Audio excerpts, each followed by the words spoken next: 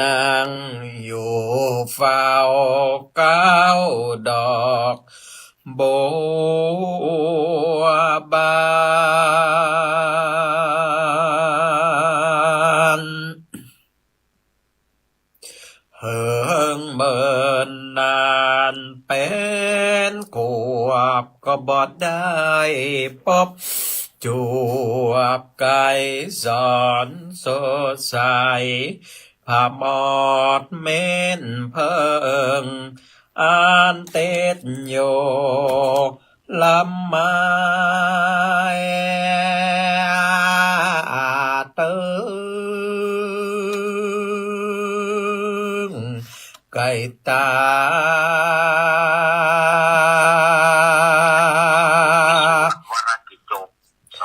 ก็ปากันแม่สอดสอดล้อนเอายอดบัวไข่โอ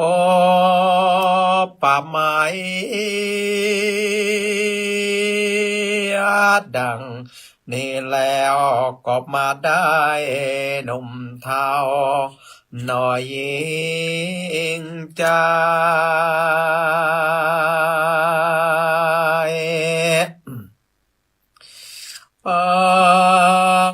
กับแม่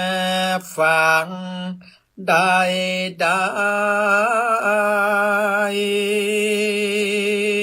พ้องก็บอกเก้าถึงไปบ่ติดตัวสายสืบซ้อนบ่ได้สืบค้อนเอาเก่นเอาสา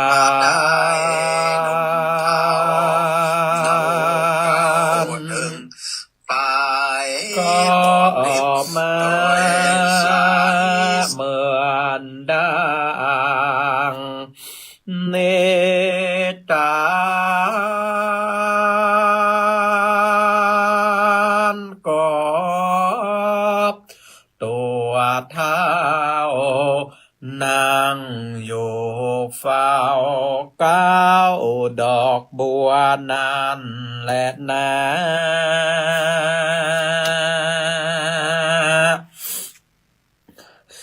ตาน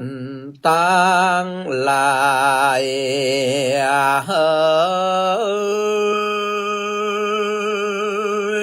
จูคนจงเมตใจเล่งโลในธรรมฟังแล้วจงได้จำไว้มันเอาไว้ประดับในตอนจากเป็ดแมงมองค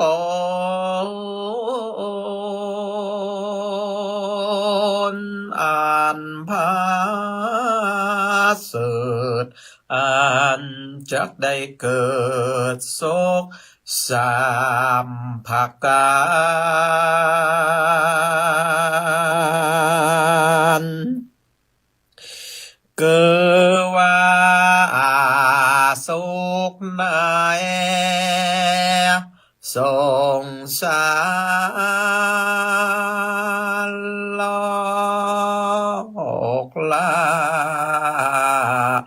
สุขนายเมืองคนสุขในเมืองบนแลจันนาฟ้า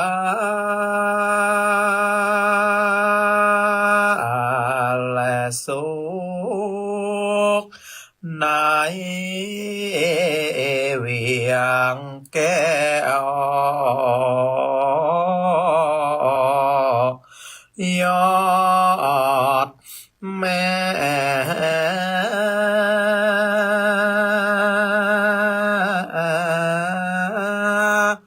เน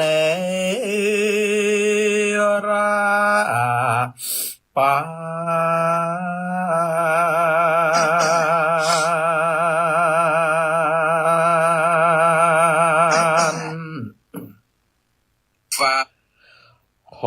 ราบนอบน้อมปูจาเอากุณแห่งองค์สมเด็จพระสัมมาสัมพุทธเจ้าพระสัทธรรมเจ้าพระอริยสังฆเจ้าเอาไว้เนื้อกระหม่อมจอมหัวกับกรวะไวสาตั้นพระมหาเถรานุเถระเจ้าทุกตนทุกองค์ด้วยความเคารพเป็นอย่างสูงเจริญปอนเจริญจิตเจริญใจเจริญโจกเจริญใจจงมีแก่บรรดาคณะศรัทธาญาติโยมพ่อแม่พี่น้องท่านผู้ฟังทั้งหลายตึงยิงตึงใจตึงหนุ่มตึงเท่าละเอ็กละอ่อนต่ำแต่งวโรกาสบัดนี้อัตมภาพพระมหาสมชาตินันทธรรมิโกเจ้าอาวาสวัดหนองยาวตำบลเวียงอำเภอเวียงป่าเป้าจังหวัดเชียงรายจักได้น้อมนำพระราชธรรมเทศนาอันเป็นคำสั่งคำสอนขององค์สมเด็จพระสัมมาสัมพุทธเจ้าได้มาจำแดงเทศนาธรรมแบบพื้นเมืองเหนือเพื่อให้ศรัทธาเจ้าข้าทั้งหลายได้สดับรับฟังเป็นประจำทุกวันเสาร์ตั้งแต่เวลา6 โมงเจ้าจนถึงเวลา7 โมงเจ้า1 ชั่วโมงด้วยกันก็แบ่งออกเป็น2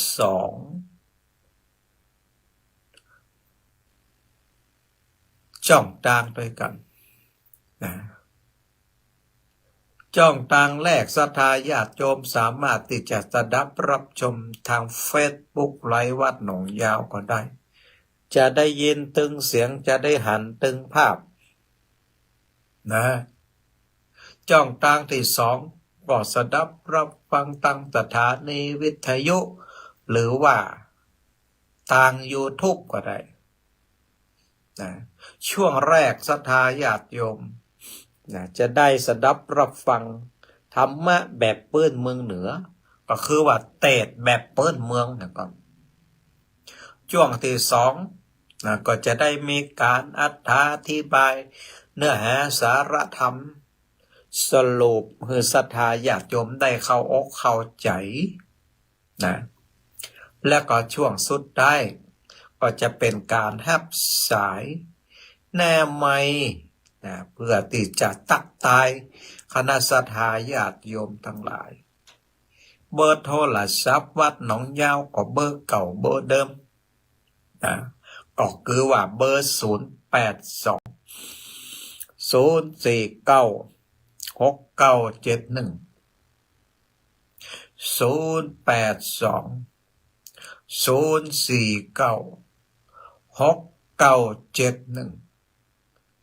เดี๋ยวถ้าจบหลังจากที่แสดงธรรมเรียบร้อยหมดนี่นะโยมพ่อโยมแม่ไปโทรมาเนอะตอนนี้ยังบ่ต้องโทรมาเด้อนะรอฟังธรรมะจบเพียก่อนแล้วก็โทรมานะเอาละเพื่อบ่ให้เป็นการเสียเวลาเนาะอาตมาภาพจะได้แสดงพระธรรมเทศนาวันนี้เต็บเรื่องของเวรกรรมศรัทธาญาติโยมมนุษย์หมู่เฮาทั้งหลายนะมีเวรกรรมเหมือนกันกูคู่กูคนนะไปทำกรรมดีนักก็จะได้เสวยกรรมดีนักไปทำกรรมชั่วนักก็จะได้เสวยกรรมชั่วกรรมุนาวัตติโรโกสัตว์โลกย่อมเป็นไปตามกรรมนะองค์สมเด็จพระสัมมาสัมพุทธเจ้าเพิ่นตัดเอาไว้แล้วอย่างถูกต้องอย่างมีเหตุอย่างมีผลนะฉะนั้นหมู่เฮาทั้งหลายควรที่จะรีบสร้างกรรมดีให้นักกรรมดีทางด้านกายกรรมดีทางด้านวาจากรรมดีทางด้านใจสร้างคือมันนักนะและกรรมดีต่างๆเหล่านี้ก็จะส่งผลทำให้จิตใจของเฮานั้น มีความบริสุทธิ์มีความสะอาดหมดจดข้ามภพข้ามจากไปเฮาก็จะได้ไปเกิดในภพภูมิที่ดีๆมีบุญมีกุศลติดตัวเฮาไปในทุกภพทุกชาติเนาะเอาละเด็กก็มาฟังอธิบาย นะโมตัสสะภะคะวะโตอะระหะโต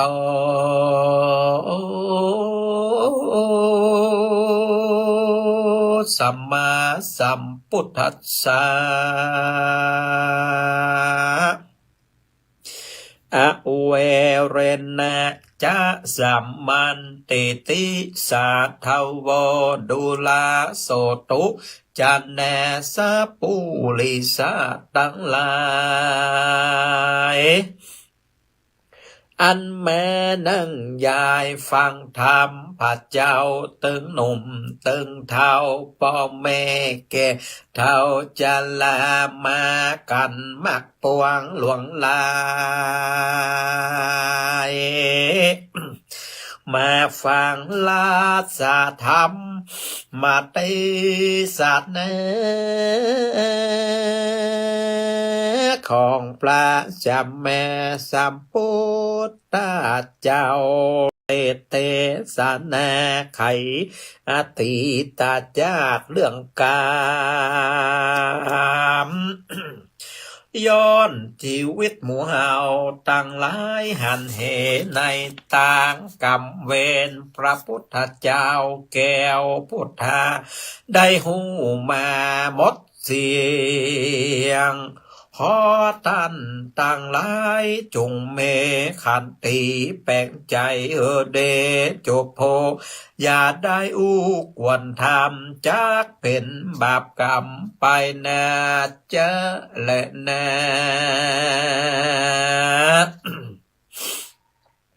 พ่อแม่เอาอาสาทามวลหมดที่เกิดมาอยู่รวมโลกสงสารเวรกรรมบันดาลจำแนกรูปร่างผิดแผกบ่เหมือนกัน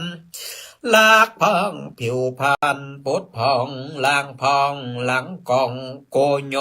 ล่างพองดำเหมือนบักโกย้อมผ้าล่างพองสวยงามสักงาเหมือนเทวดาล่างพองเสียแข้งแขนขาปาบมือแต่น้อยองค์พระยอดจอยจับปัญโยตนเป็นโคแก่โล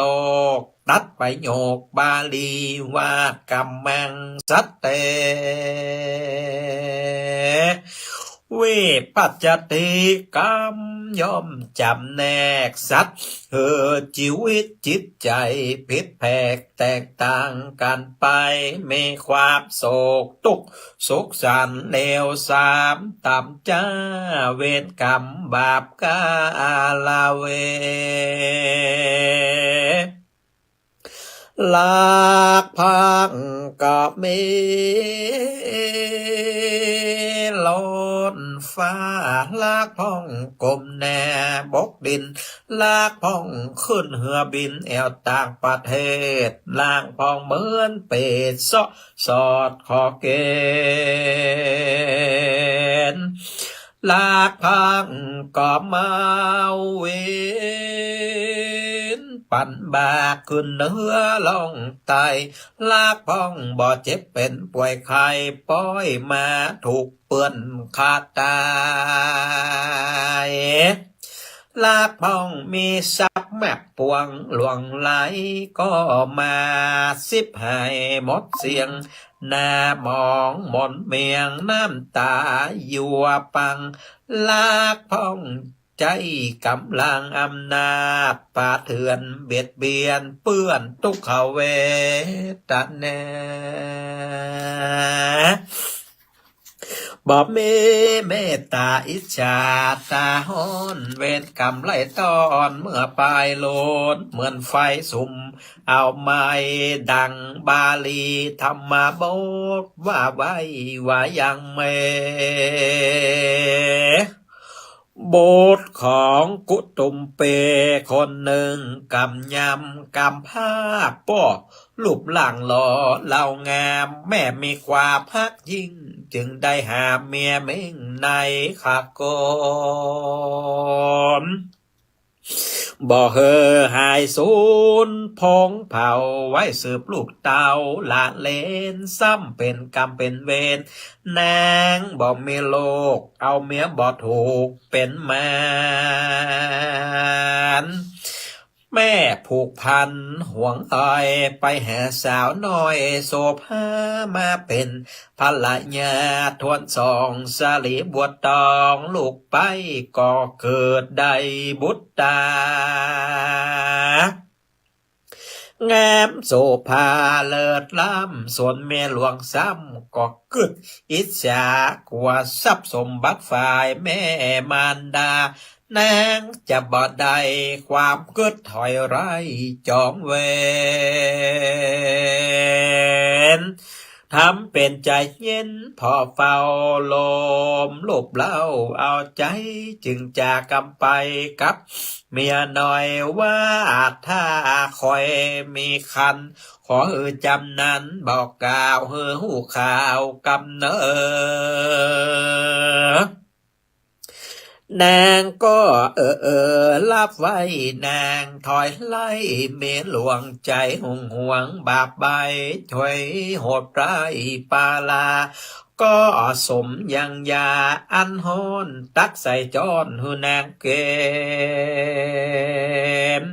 อ้างว่าเป็นยาวิตามินบำรุงว่าอาจแนกน้องจานลวดบอดตังคันสองข้างพร้อมกันนางปันบอกนางดักเจอเกอบอบอกพายโลกแท่งไปในทวนสองแม่นมันนับแต่นั้นนางนอจันนงลามก็มีขันทวนสามแหมเรานางกอดเจ้าจดจำบ่หลงลำกำโอบอกไผหูสักคนนาก็นำตนนี้จากไปอยู่บ้านญาติตระกูลบุญบ่หนุนเติมแทงเมียหลวงแกงจอกเวนตัวขู่เข็นดูด่าเอาญาปิดกว่าแก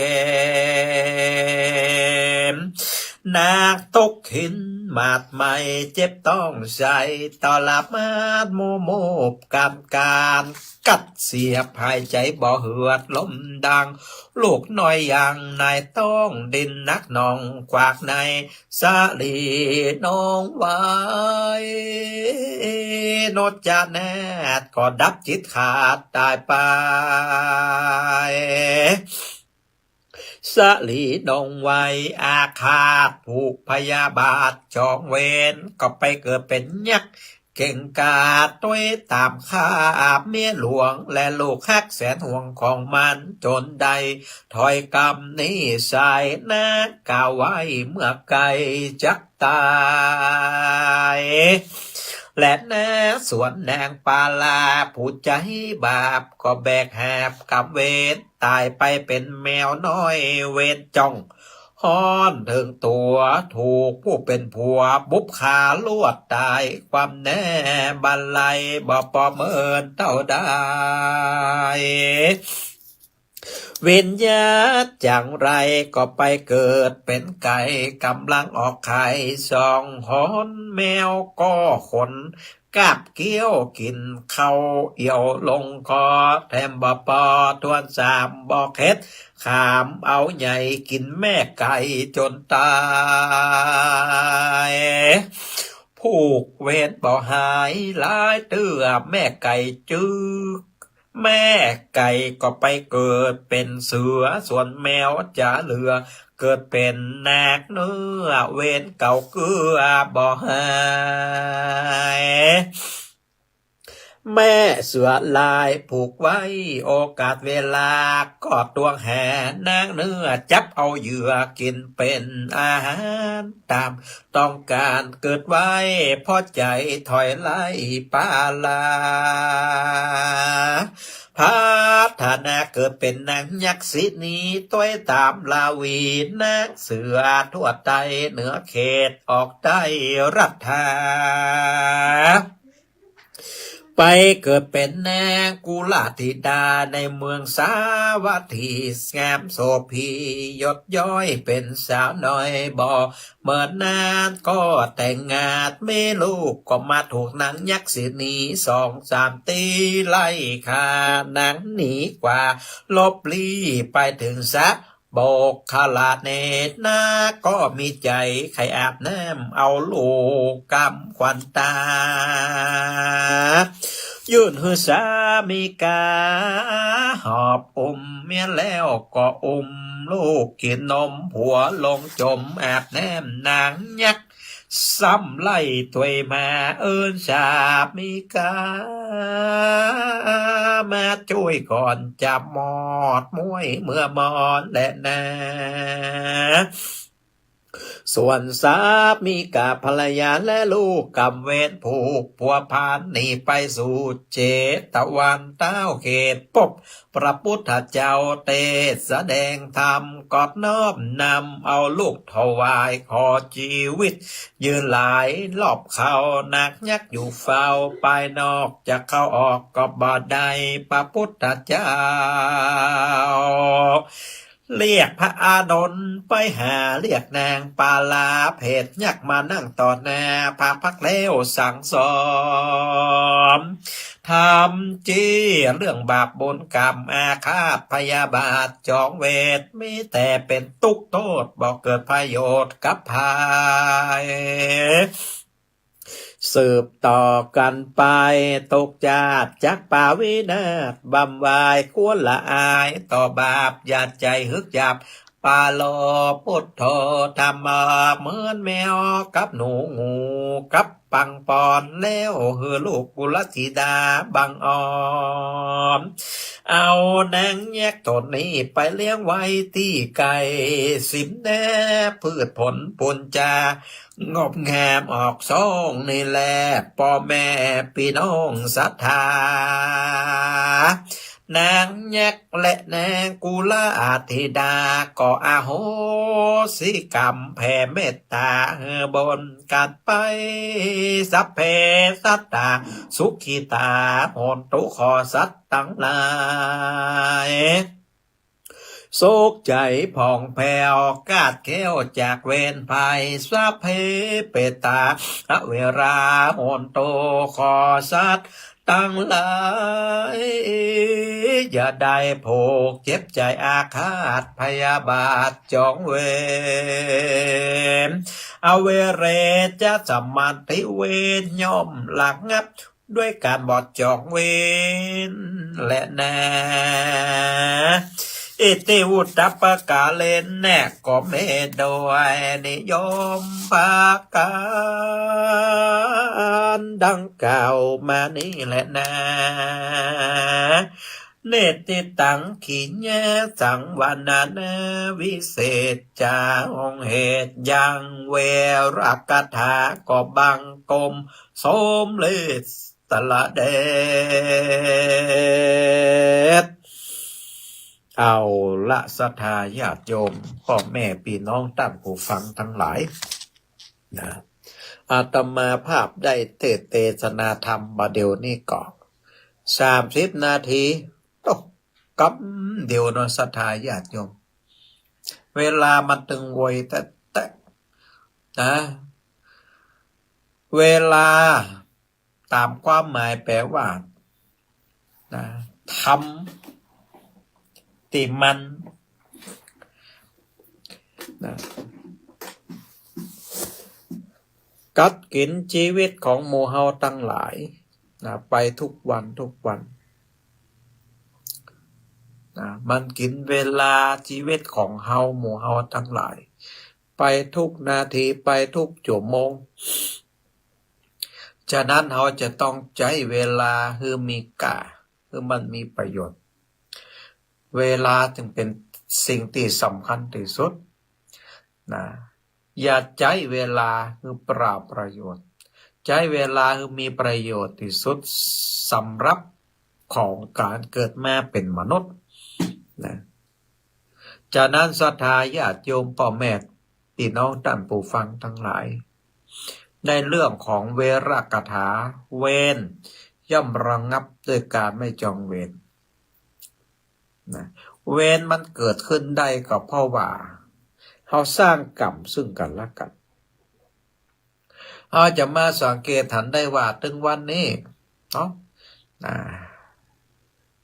ที่เฮาหันตาม YouTube ก็ดีตามทีวีก็ดีเฟซก็ดีที่คนนั้นเจออันนี้คนนี้เจออันนั้นไอ้อย่างต่างๆสปะสเปดศรัทธาญาติโยมสิ่งต่างๆเหล่านั้นมันเกิดขึ้นเพราะว่าการกระทำของเขาทั้งนั้นการกระทำที่ดีเปิดห้องว่ากรรมดีการกระทำที่บ่ดีเปิดห้องว่ากรรมชั่วเนี่ย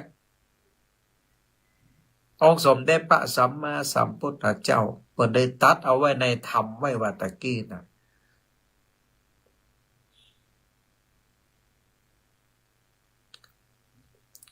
กรรมภัยทำกรรมดีก็ได้ดีภัยทำกรรมชั่วก็ได้ชั่วกรรมเป็นสมบัติของโมเฮาทั้งหลายติดตัวเฮาไปในทุกภพทุกชาติและเมื่ออาทิตย์ที่ผ่านมาศรัทธาญาติโยมเฮาตั้งหลายก็บ่ฮู้ว่าเฮาได้สร้างกรรมสร้างเวรอะไรอย่างไม่พ่องเนี่ยศรัทธาญาติโยมเนาะถ้าเฮาเกิดว่าเฮาได้สร้างกรรมไว้นักแหน่ป้าปั่นเฮาก็จะต้องได้ชดใช้กรรมนั้นและจะต้องยอมรับในสภาพที่มันเกิดขึ้นนะจะมาสังเกตเห็นได้ว่าบางคนเนี่ยเกิดมาหูหนวกตาบอดอย่านอนศรัทธาญาติโยมเนาะไผก็อยากจะเกิดมาหูดีตาดีเนาะแต่เกิดมาเป็นคนหูหนวกตาบอดเสร็จเรียบร้อยก็บ่ฮู้ใจเนี่ยจะได้นะก็จะต้องใจชีวิตไปเพราะว่าเราสร้างกรรมสร้างเวรมาอย่างนั้นแต่ขอใจของคนตีหูหนวกตาบอดนั้นจะไปมืดบอดเหมือนกับหูกับตาพยายามใจปัจจุบันขันแน่เนี่ยพิจารณารู้ลมหายใจออกเข้าประพฤติปฏิบัติธรรมอยู่อย่างสม่ำเสมอ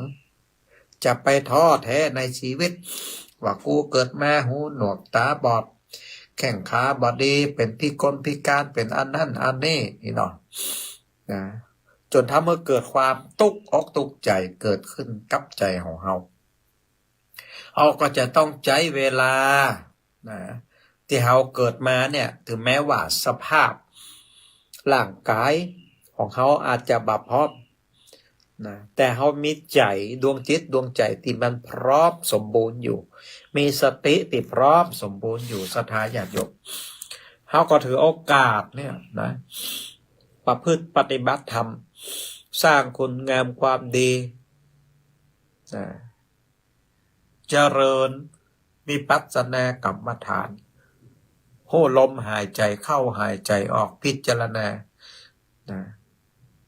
และอานิสงส์ของการปฏิบัติธรรมเนี่ยศรัทธาญาติโยมมันก็จะไปช่วยหนักให้กลายเป็นเบากรรมที่มันนักเนี่ยมันก็จะกลายเป็นเบาลงไปได้แต่ว่าศรัทธาญาติโยมกรรมก็ยังคงเป็นกรรมของมันอยู่นั่นเอง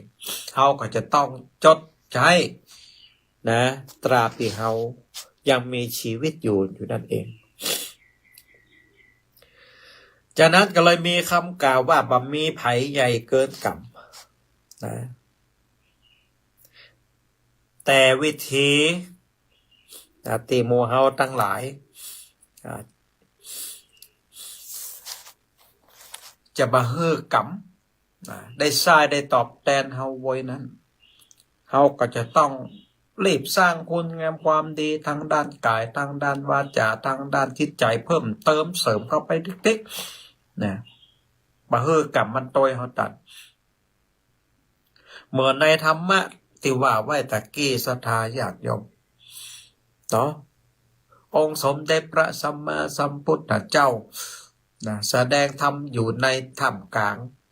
มหาวิหารเจตวันเมืองสาวัตถีก็มีนางยักษ์ซีดีกับแม่หญิงคนหนึ่งเนี่ยโอ้ไล่ฆ่ากันอยู่ตั้งนอกวิหารบอกโต้นะแม่หญิงนางกุลธิดาคนนั้นนะก็เข้าไปหาพระพุทธเจ้าแล้วก็มอบลูกถวายเป็นตาหนึ่งกับพระพุทธเจ้านะพระอานนท์เป็นพุทธอุปถาของพระพุทธเจ้าเนาะโอ้เขาไปห้องนางยักษ์สินีไหมพระพุทธเจ้าก็เลยแสดงธรรมะตึงนางยักษ์ตึงนางกุลธิดาคนนั้นได้โหเรื่องของกรรมว่ากรรมนี่นะมันเป็นสิ่งที่เป็นโทษมันบดีกับไผเวรย่อมระงับด้วยการไม่จองเวรนะเพราะว่านางยักษ์สีนีตนนี้กับนางกุลธิดีคนนี้นะพอได้ฆ่ากันมาบ่โหกี่จาดศรัทธาญาติโยมสลับซับเปลี่ยนกันไปกันมาเนี่ยมันผูกพันกันเป็นวัฏสงสารนะสร้างกรรมกันมาตลอดพบตลอดทุกชาติที่เกิดมาจนมาจากนี่มาปะมากันก็มาฆ่ากันแถมพระพุทธเจ้าก็เลยตัดบ่วงกรรมของนางยักษ์สีนีกับนางกุลธิดาคนนี้ด้วยธรรมะอันสะอาดที่บริสุทธิ์ศรัทธาญาติโยมหันก่อนธรรมะเท่าโอสถเท่าอันศรัทธาญาติโยมที่จะสามารถตัดบ่วงกรรมบ่วงเวรอะไรอย่างต่างๆได้เฮาท่านทั้งหลายจะตัดบ่วงกรรมบ่วงเวรกับไผกับคนกับทรัพย์ที่เฮาได้ล่วงล้ำกรรมเกินไปนะโยมพ่อโยมแม่ทั้งหลายจะต้องใจธรรมะโอสถของพระสัมมาสัมพุทธเจ้าตรัสจะสามารถตัดกรรมตัดเวรได้นะนางยักษ์สีนีตนนี้กับนางกุลธิดาคนนี้หลังจากที่ได้ฟังธรรมะของพระพุทธเจ้าแล้วนะก็โหเข้าใจแทงตลอดซึ่งธรรมะก็มีใจเคารพนับถือพระพุทธพระธรรมพระสังฆเจ้าเป็นที่จังที่เปิ่มพระพุทธองค์ก็แนะนำว่านางกุลธิดานี้นะเชิญนางยักษ์เนี่ยนะไปอยู่ที่ป่าตงไปนะสร้างบ้านสร้างจ้องอะไรอย่างคือนางเหียนะแล้วก็นางยักษ์เนี่ยได้ดูแลให้แน่ป่าตั้งแต่นางกุลธิดานี่ได้ดูแลปฏิบัตินางยักษ์สีนีด้วยสิ่งที่ดีๆนะปรากฏว่าศรัทธาญาติโยมทั้งหลายโดยอำนาจของการอโหสิกรรมซึ่งกันและกันเนี่ยก็ทำเมื่อนางยักษ์สีนีกับนางกุลธิดาคนนี้เป็นเสมือนกับพี่กับน้องกันก็ได้ช่วยเหลือก้ำจูอุดหนุนกันจนถึงวาระสุดท้ายนะฉะนั้นเวรกรรมจะจบลงโดยอำนาจของอโหสิกรรมอโหสิกรรมก็คือว่าการบ่จองเวรไผการบ่จองเวรไผนั่นน่ะศรัทธาญาติโยมเป็นธรรมะโอสถจันดีตีจะเนี่ยคือโมเฮาทั้งหลายนั้นบ่มีกรรมบ่มีเวรอะไรอย่างกับไผนะแต่ก็อันว่าศรัทธาญาติโยมกรรมเวรที่เฮาได้สร้างได้ทำตั้งแต่เมื่ออดีตชาติก็ดีหรือในปัจจุบันชาตินี้ก็ดีนะเขาก็บ่ฮู้บาดในอดีตเขาทำอะไรอย่างพ่อแต่ปัจจุบันนี้เขาโหตัวดีอยู่ว่าเขาทำอะไรอย่างพ่อนะ เขาได้ฆ่าสัตว์ตัดชีวิตก่อนเขาได้ลักทรัพย์ก่อนเขาได้ประพฤติผิดในกามก่อนเขาได้มุสาอุเทศหลอกลวงเปิ่นก่อนเขาได้ดื่มสุราเมลัยเสพยาบ้ายาเสพติดก่อนกรรมเวรมันสงเคราะห์อยู่ในศีลห้าทั้งหมดศรัทธาญาติโยมถ้าเฮามีศีลห้าเนาะกรรมเวรก็จะบักเกิดขึ้นแต่ถ้ากันว่าเฮาบ่มีศีลห้าเนี่ยเวรกรรมมันก็จะเกิดขึ้นตามการกระทำของเฮาเพราะฉะนั้นองค์สมเด็จพระสัมมาสัมพุทธเจ้านี่เพิ่นได้ตรัสให้หมู่เฮาทั้งหลายได้มีคุณธรรมเบื้องต้นเนี่ยก่อนที่จะเข้าถึงพระรัตนตรัยนั่นก็คือศีลห้าถ้าเฮามีศีลห้าศรัทธาญาติโยมตามผู้ฟังทั้งหลายใจของเฮานั้นก็จะน้อมนำเข้าถึงพระพุทธพระธรรมพระสงฆ์ได้โดยง่ายแต่ในปัจจุบันนี้คนบ่มีศีลบ่มีธรรมกันใจก็เลยบ่เข้าถึงพระพุทธพระธรรมพระสงฆ์ข้าเจ้าใจก็เลยบ่มีความเคารพนับถือในพระพุทธพระธรรมพระสงฆ์ก็เลยเกิดการโต้เถียงวาทะกันสปะสเปดออกสื่อออกนั่นออกนี่ก็สร้างความเสียหายคือกับพระพุทธศาสนา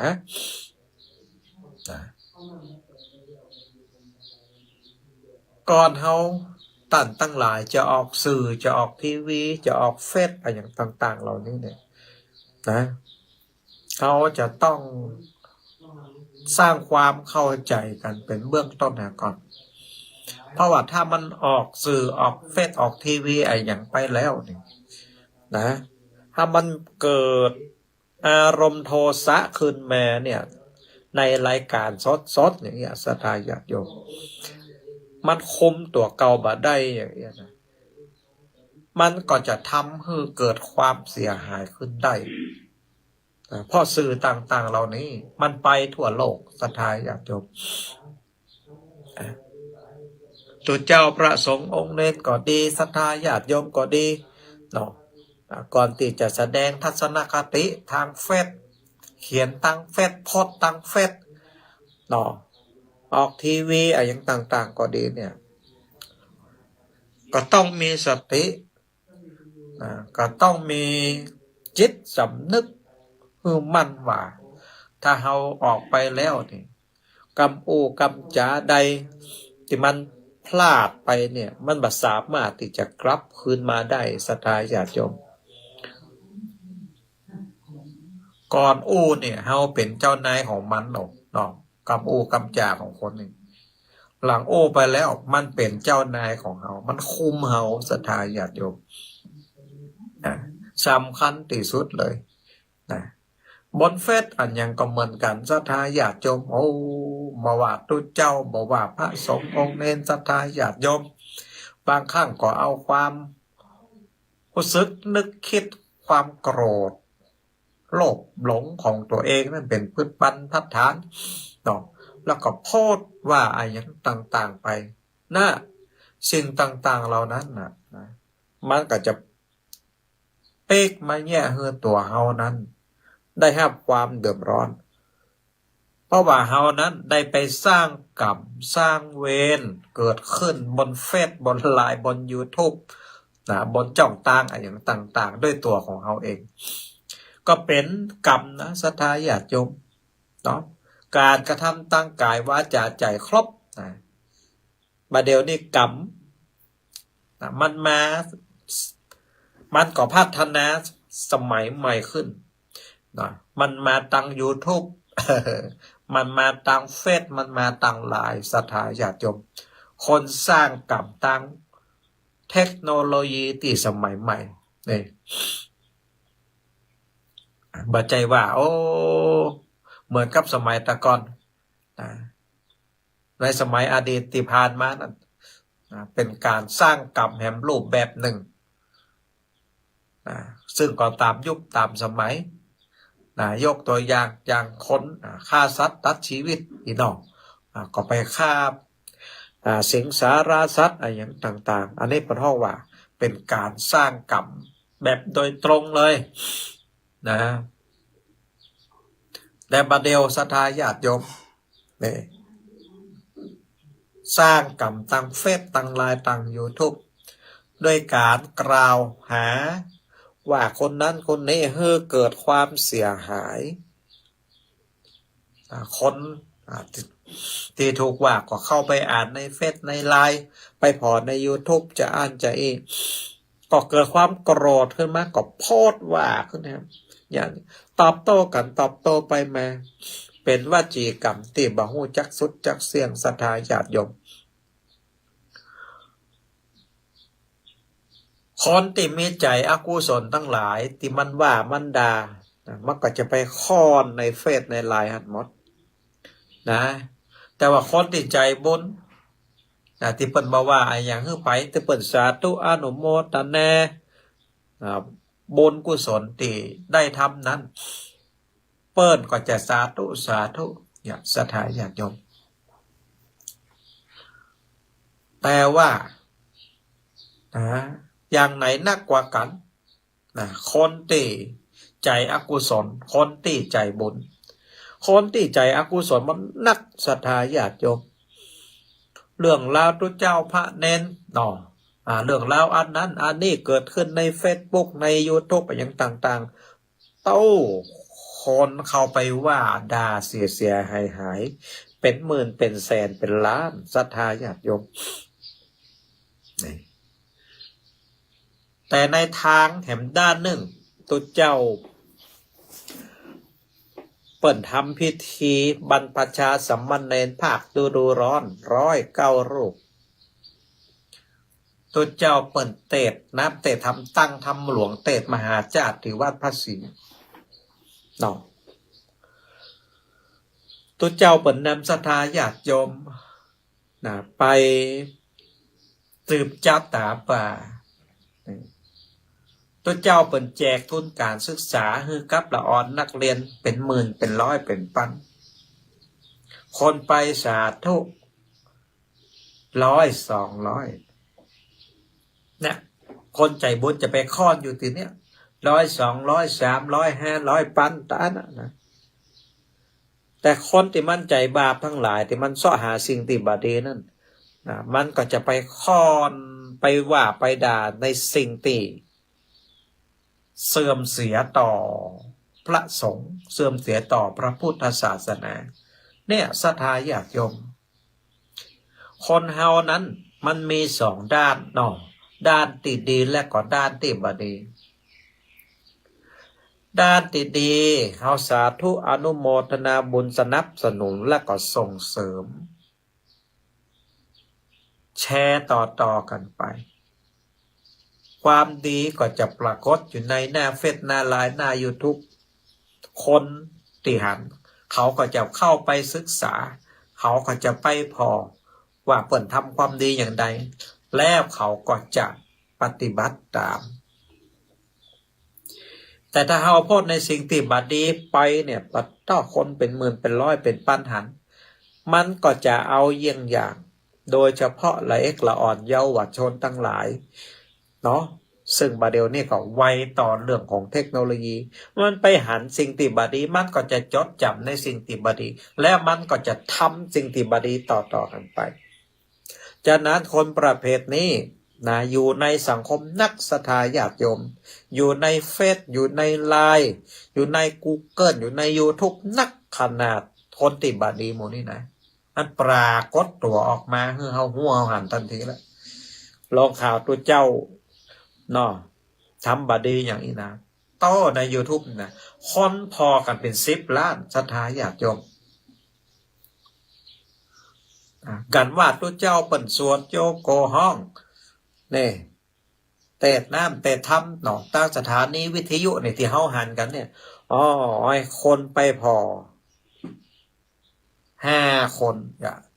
อาตมาเตดอยู่ประเดี๋ยวเนี่ยคนพอ2 คนศรัทธาญาติโยมครูบาอาจารย์บางตนบางองค์เตด เขาเข้าไปพอย้อนหลังมาแล้วมีคนมาฟังครูบาอาจารย์เต็ด40 คนอยากศรัทธาญาติโยมนะแล้วกันว่าโอ้ตัวเจ้าทำเรื่องเสื่อมเสียอันนั้นอันนี้ก็เข้าไปพอเป็น10 ล้าน คนบนนั้นศรัทธาญาติโยมแล้วก็เข้าไปวิพากษ์วิจารณ์นะว่าจะอันว่าจะโอ้สปะสเปด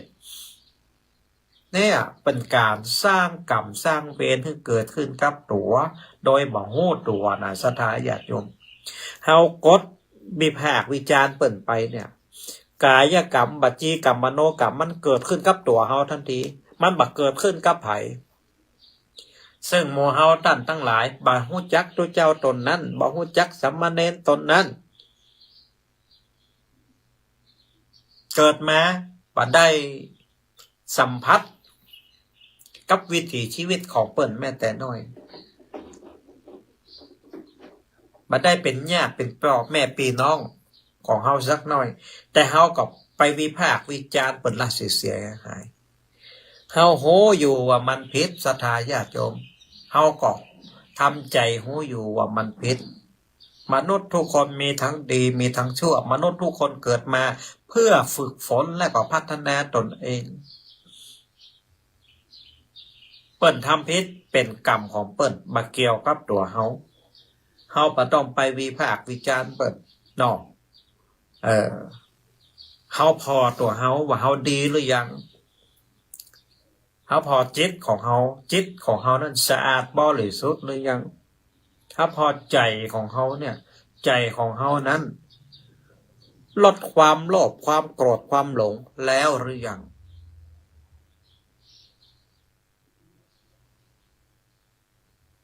เฮาพอใจของเฮานั้นมีความตั้งมั่นต่อพระรัตนตรัยหรือยังแต่ถ้าเฮาเผลอมือของเฮาเนี่ยไปกดเขียนกรรมที่มันบัดดีใส่เข้าไปในFacebook อีนะศรัทธาญาติโยมอันนั้นแหละกรรมเกิดขึ้นทันทีกับตัวเฮาศรัทธาญาติโยมเพราะฉะนั้นเมื่อหันสิ่งที่บัดดีทั้งหลายใน Facebook ใน LINE ใน YouTube เฮาก็ฮู้ว่าเฮาเฮามีสติเฮาฮู้ว่าเฮาพออยู่เฮาควบคุมสติเฮาได้อันนี้เป็นกรรมของเปิ้นเลื่อนผ่านศรัทธาญาติโยมบ่ต้องไปกดถูกใจบ่ต้องไปคอมเมนต์บ่ต้องไปว่าอย่างสักอันสักอย่างทำไมถึงจะศรัทธาญาติโยมก็เพราะว่าเฮาบ่อยากจะสร้างกรรมไงศรัทธาญาติโยมนะแต่ถ้าโยมพ่อโยมแม่ทั้งหลายกดไปคอมเมนต์ด่าว่าเสียหายกรรมเกิดขึ้นกับโยมพ่อโยมแม่ซึ่งตัวเจ้าที่เปิ้นทำผิดใน YouTube เปิ้นบ่ได้โหเรื่องโหราวอะไรอย่างกับตัวเฮาเลยแต่เฮาเนี่ยสร้างกรรมขึ้นละเฮาไปว่าเฮาเปิ้นเสียหายเป็นวจีกรรมแม่ศรัทธาญาติโยมนะเป็นวจีกรรมและก็เป็นมโนกรรมนะก่อนที่เฮาจะว่าเปิ้นเฮาก็ต้องกึดให้ก่อนกึดออกมาจากหยังออกจากจิตจากใจศรัทธาญาติโยมนะก็กลายเป็นกรรมโดยบ่ฮู้เนื้อฮู้ตัวศรัทธาญาติโยมตู้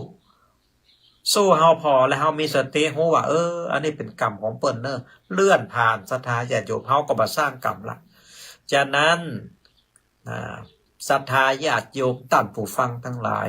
บริโภคข้อมูลข่าวสารอะไรอย่างต่างๆเนาะในเฟซใน LINE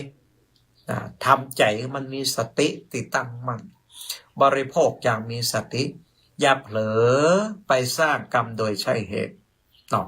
เอาละวันนี้ก็คงจะเป็นพระธรรมเทศนาแต่เพียงเท่านี้ต่อไปก็จะได้รับสายนาไมศรัทธาญาติโยมโทรมาได้เนอะ0820496971 0820496971โทรมานะโทรมาเนอะ0820496971ศรัทธาญาติโยมพ่อแม่พี่น้องท่านผู้ฟังทั้งหลายก็โทรศัพท์มานะถ้าบัตรโทรศัพท์มาก็จะไปบิณฑบาตเห็นแล้วเนอะสายทั่วหนึ่งโทรมาแล้วเจริญปอน ไหว้ศาลเจ้าพระอาจารย์แม่ฟังมาตั้งแต่ตอนแรกแล้วเนอะ โอ้โมตนาหอบกันรักษามรดกทำกำเมืองไปกันเนาะ เจ้าพระอาจารย์แม่ขอถามพระอาจารย์หน่อยว่าเจ้า ว่าได้ตอบได้ก็จะตอบตอบบ่ได้ที่จะค้นคว้ามาฮือเนอะ คนที่เขาบ่ได้ถือศาสนาพุทธเนี่ย เขาเป็นคริดจะแล้วเขาทำลายชีวิตสัตว์เนี่ย เขาจะได้บาปก็ได้รับบาปกรรมก็เจ้า กรรมเวรลักธรรมะของพระพุทธเจ้านั้น เป็นลักธรรมะที่มันเป็นสากลโยมแม่ เจ้า บะมีคริดบะมีพุทธบะมีอิสลามลักของกรรมนั้นบะมีพุทธคริดอิสลามลักของบุญบาปบะมีคำว่าพุทธคริดอิสลามไผจะอยู่ชาติใดภาษาใดศาสนาใดถ้าทำกรรมทำเวรเอาไว้ก็จะต้องได้รับผลของกรรมกรรมมันกรรมมันเป็นเรื่องของธรรมชาติโยมแม่กรรมมันเป็นเรื่องของธรรมชาติของมนุษย์เป็นสัจธรรมโยมแม่ มันใจแม่ขนาดเลยเพราะแม่ได้ยินกับหูเลยเขาก็อยู่หน้าบ้านแม่เนี่ยตอนแรกแมวจรมันมาไข่บ้านแม่นี่3 ตัวแม่ก็ว่าเขาบอกฮักแมวเขาบอกมีปัญญาเลี้ยงมันอีเนาะแล้วแม่ก็ถามเขาเห็นเขาเอาซื้อแมวมาเลี้ยงแม่ก็ถามเขาว่าถ้าได้แมวก็จะเอาก็แมวน้อยมินี่3 ตัวแล้วเขาก็มาคนเอาไปแล้วป้นตายเมื่อป้นเกิดมาเมื่อหน้าฝนเนี่ยแล้วตอนเอาวันซืนเนี่ยมาแล้วก็มันไปเอานกมาแม่ก็เดือดขึ้นมันเนาะแล้วแม่ก็ยอมรับเลยว่ามันเอาชนะใจแม่ไอ้3 ตัวเนี่ยมันทำให้แม่ฮักและผูกพันมันมากมันไปเอานกมาแม่ก็เดือดขึ้นมันแม่ก็ว่าสัตว์สิ่งห้อยต้นก็มีชีวิตเหมือนตัวน่ะตัวเอามายิ่งยั้งแล้วเดี๋ยวแม่จะตุ๊บหัวตัวเหมือนตัวเนี่ยกับนกเนอะแล้วอยู่ๆแมวมันก็หายไปได้2 วัน27 28 29ปิกมาแม่ได้ฟังมันหมดเลยพระอาจารย์ฉันปิกมาแล้วแม่ได้ยินกับหูลูกหลานมันบอกว่าโอ๊ยน้ำลายฟูมเลยเมื่อวันที่28เมื่อวันที่27แมวมันข้ามมาหาแม่มันมาตายกับแม่ได้อุ้มได้เลี้ยงมันแม่ได้เสียน้ำตากันมาหลายครั้งแล้วอาจารย์เป็นใจอันนี้สักยมแม่ยมแม่จะต้องเข้าใจว่าไผก็ตามเนาะที่ทำกรรมทำเวรเอาไว้บ่ว่ากับคนก็ดีบ่ว่ากับสัตว์ก็ดีสิ่งต่างๆเหล่านั้นมันกำลังก่อกรรมขึ้นและกรรมมันเป็นหลักสัจธรรมของโลกมันเป็นสัจธรรมที่พระพุทธเจ้าของเราได้ตรัสรู้นะมันบ่แบ่งเชื้อชาติศาสนามันบ่แบ่งเพศบ่แบ่งวัยอะไรอย่างสักอันสักอย่างถึงแม้ว่าคุณจะบัดถือพุทธถึงแม้คุณจะ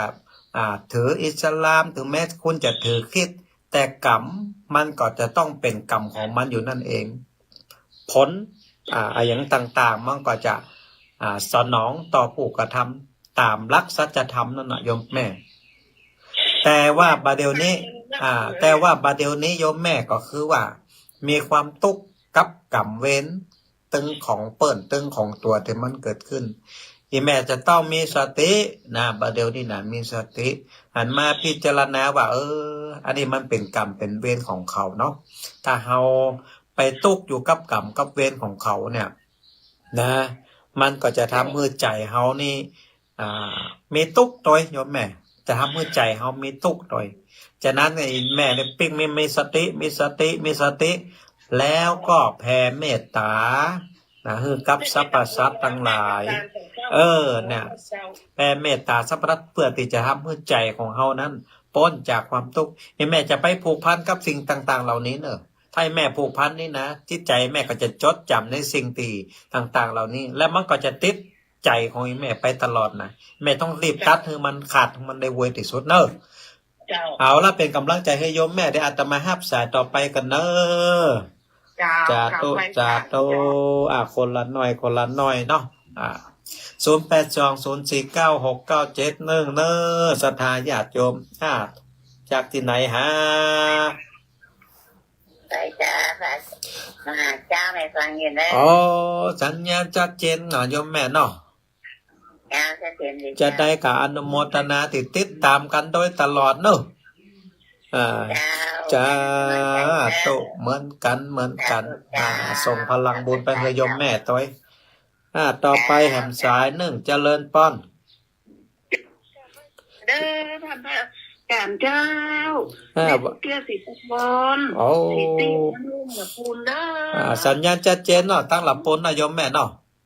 เจ้าชัดเจนดีขึ้น 98.75 วัดห้วยจ่องซากนะเจ้า อ๋อ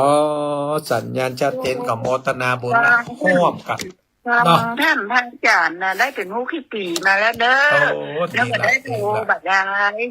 มาเรียกที่ท่านพระอา ก็ จารย์ เป็นอัญญาติธรรมกันละโยมแม่เนาะเป็นญาติธรรมกันละเขาฟังกันอยู่ด้วยกันมาตลอดเนาะ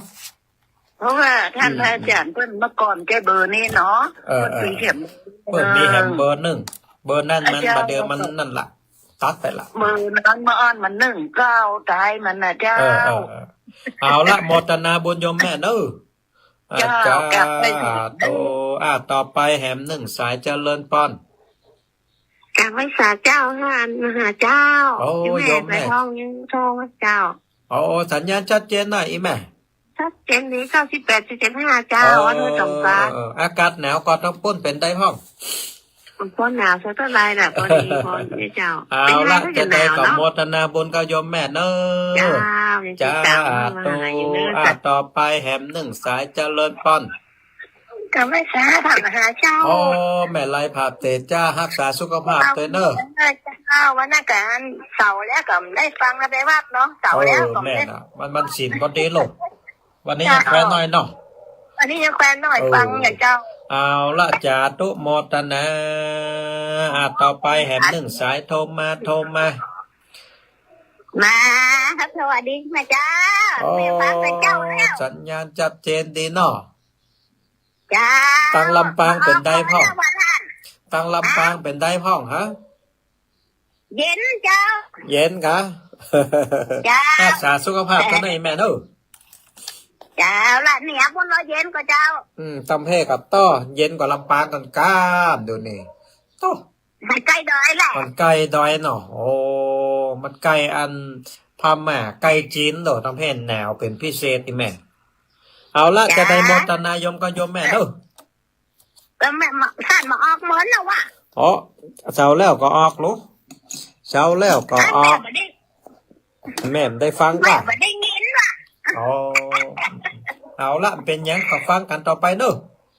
จ้า เจ้า โต แม่เป็นกำลังใจนะ เหมือนกันต่อไปแฮมหนึ่งสายเจริญป้อน เจ้าวันนี้ทางวัชการเจ้า เดี๋ยวแม่จะตั้งได้หา แม่บ่ขายบ้านทองหัวจ้างเจ้า บ้านต้อง เป็น หัว เจ้า จ้างบ้านต้องหัวจ้างฟังกันหลายก็ทั้งปุ้น อู้นักการอาจารย์ จะได้กับโมทนาบุญครับจะพอออกแม่ออกตั้งต้องหัวจ้างตัวเนาะฟังกันนักหลายแล้วก็โทรมาอยู่ดีมีสุขนะโยมแม่เนอะ อาจารย์วันที่ต้องหกอาจารย์วันที่ต้องหกมาบรรพุธทิศก็ บรรพตสาธิตมันมีงานอย่างบ่ฮู้โยมแม่ คนจะทำบุญร้านอย่างก็นี่ลืมไปเห็นละ เอาล่ะเดี๋ยวจะได้กับป้ากันก็แล้วกันเนาะเดี๋ยวพอผู้บาจะเปิ่นเอิ้นมาก่อนเนาะ เจ้า จ้าตูอ้าวละหมดเวลาหมดศรัทธาญาติโยมป้ากันแถมใหม่เด้อเจริญปอ